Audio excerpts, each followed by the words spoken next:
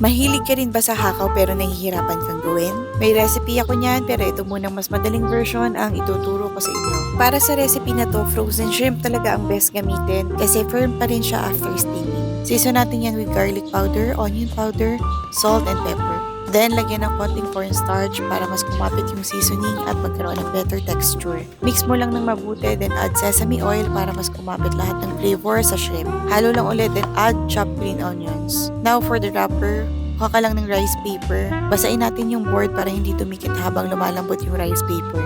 Then, iline mo lang yung 3 shrimp sa gitna tapos fold mo lang ng ganito. Nakagawa ako ng 3, then habang ginagawa ko yan, magpapakulo na ako ng tubig sa pan. Lagyan natin ng parchment paper yung steamer para hindi dumikit yung dumplings. Kapag kumukulo na, pwede mo nang isalang. Steam for 6 to 7 minutes.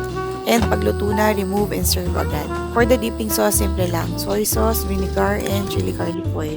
Then, I top it off with extra green onions and garlic oil. At grabe, ang sarap niya. Parang legit ka talagang kumakain ng hakaw. Juicy pa rin yung shrimp, tamang-tama yung luto, and sobrang flavorful every bite. Kaya next time na mag-crave ka ng hakaw, try mo na to and follow for more easy recipes.